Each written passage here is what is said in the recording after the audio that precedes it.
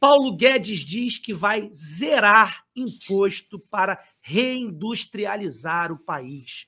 O ministro da Economia, Paulo Guedes, afirmou nesta quarta-feira que o governo irá zerar o IPI, Imposto sobre Produtos Industrializados, de modo a dar um impulso adicional para o setor industrial do Brasil.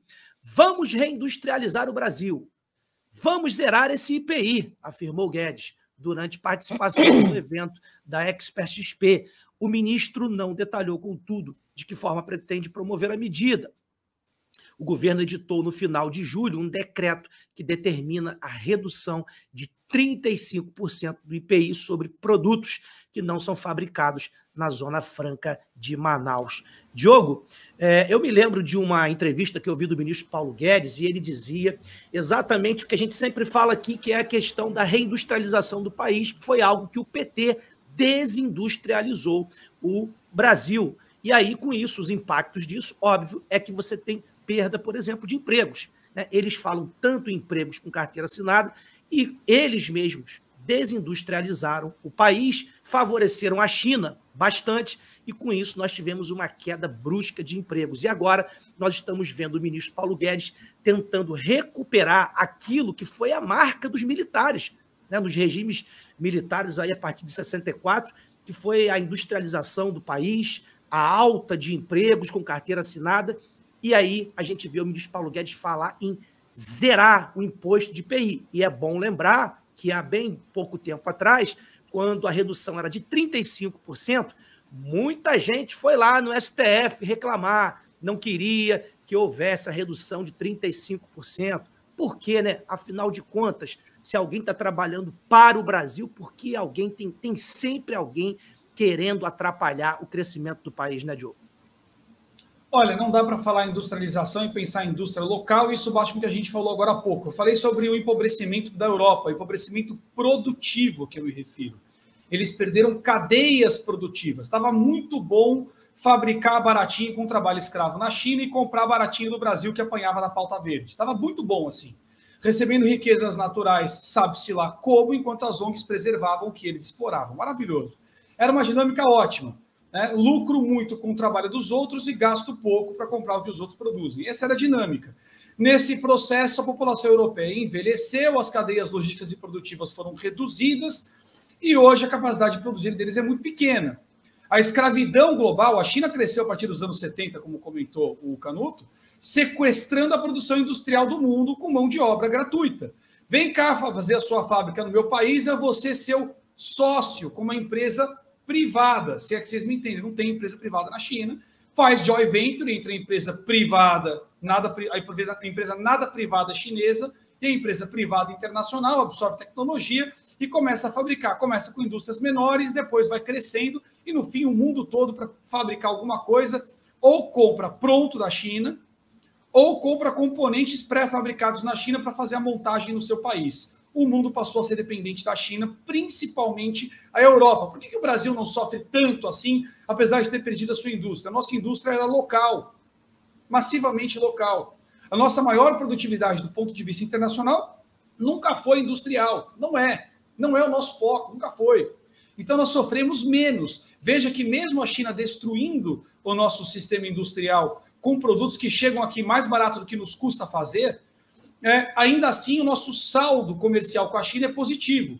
A gente ganha mais dinheiro do que perde. A gente vende mais para a China do que compra. Então, a gente tem que parar para olhar o seguinte. Quando ele fala de planejamento industrial, ele não está falando da indústria local. O mundo está integrado.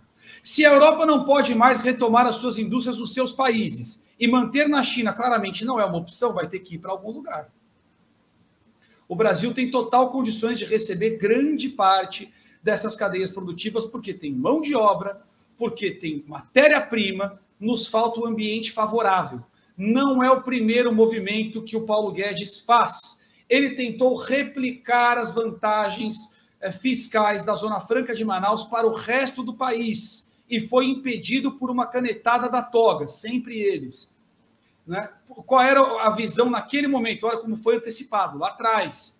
Nós criaríamos no território nacional condições mais favoráveis para receber parte desses processos industriais.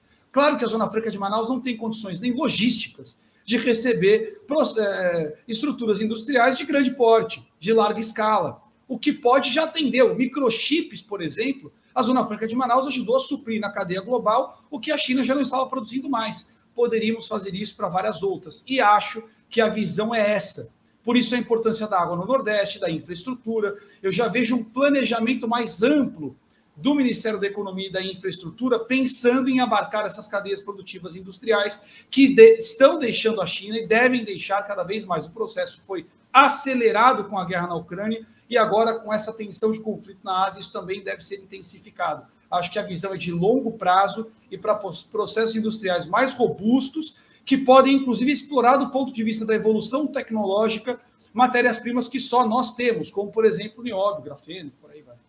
Liliane, antes de passar para você, eu quero colocar o vídeo do ministro Paulo Guedes, porque ele teve uma fala muito importante para você e para o Canuto também depois. Eu vou contextualizar, porque ele disse o seguinte: não se atentem às narrativas, se atentem aos fatos, porque o Brasil está dando certo. A verdade é essa, né? Todo mundo está vendo. Só quem não vê, de fato, são os inimigos do Brasil, aqueles que não têm interesse que o Brasil dê certo, porque eles estão aí desesperados com a boquinha que acabou, com o dinheiro do povo que era transferido via governo federal. Vamos ver o vídeo do ministro Paulo Guedes falando sobre isso. Dizendo populismo fiscal. Espera aí que eu vou voltar aqui, gente, desculpa. O primeiro superávit, passaram o ano passado inteiro dizendo populismo fiscal, populismo fiscal. Chegou no fim do ano, o primeiro superávit desde 2013. Cadê o populismo fiscal? Onde é que está o populismo fiscal de um governo que, pela primeira vez desde 2013, gera um superávit? Então, não acreditem nas narrativas. Olhem para os fatos. É o barulho da política que está infernal, porque a democracia brasileira é vibrante, é polarizada no momento, nós vamos superar isso um dia. Não prestem atenção nas narrativas, prestem atenção nos fatos. Crescimento econômico subindo, inflação descendo, desemprego descendo, investimento aumentando. Esses são os fatos. Então, graças à nossa administração, as estatais que davam um prejuízo de 40 bilhões por ano passaram a dar um lucro de 188 bilhões por ano. São 228 bilhões a mais.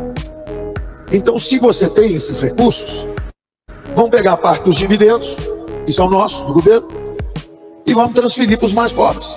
Então, está orçado, quer dizer, o superávit do governo será mantido.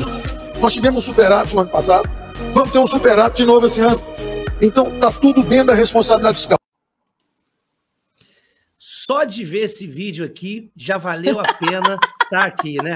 Porque o ministro Paulo Guedes, ele é um cara assim, eu sempre digo isso, olha, o desafio de todo economista, de todo jurista, é conseguir traduzir de maneira simples para as pessoas que não estão habituadas a essa linguagem, a entender, a compreender, porque é complexo entender economia, entender questões jurídicas, e o ministro Paulo Guedes, ele é um cara fantástico. E é um cara assim, né?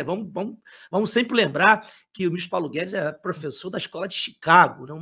uma escola que produziu os maiores prêmios Nobel aí do mundo, e aí ele vem falando, ele vem dando na cara, né, da oposição, dessa imprensa que é militante, que é oposição também, e ele me chama a atenção num ponto aqui, que ele diz o seguinte: transferência de recursos para os mais pobres. Ou seja, no passado, nos governos do PT, quando a administração era do Lula, não existia dividendos indo como transferência de renda para os mais pobres.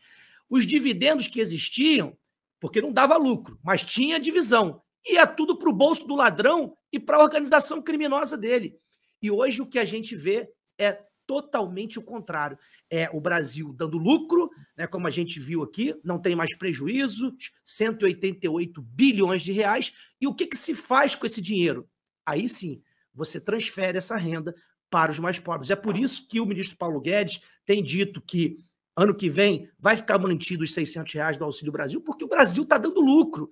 E é possível sustentar tudo isso respeitando o teto fiscal, né, Liliane? É um orgulho para a gente. Sobretudo porque a principal preocupação do governo desse que quer tomar o governo de novo, né? Quer tomar mesmo, quer tomar porque nós estamos vendo malabarismo desde lá de trás do judiciário, porque não poderia estar nem concorrendo, né? Para juristas sérios, pessoas sérias que cumprem realmente a lei, a gente já viu mais do que advogaram nesse sentido, dizendo, olha, aqui tem alguma coisa estranha, mas passou, mas a reputação, os fatos, não tem como apagar do que eles fizeram.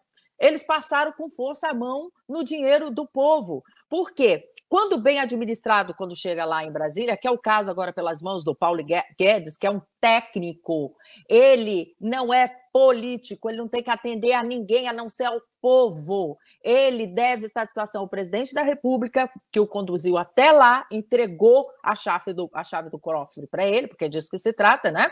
Ele tem ali a ingerência e a determinação para fazê-lo, mas tem a perturbação dos políticos.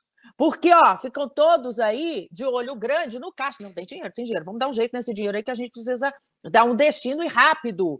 E, para além disso, Alan, o que acontece? Nós estamos no meio de uma eleição. O que acontece no momento de eleição? Todo mundo fala o que fez, deixou de fazer, né, dos favorecimentos e também dos crimes.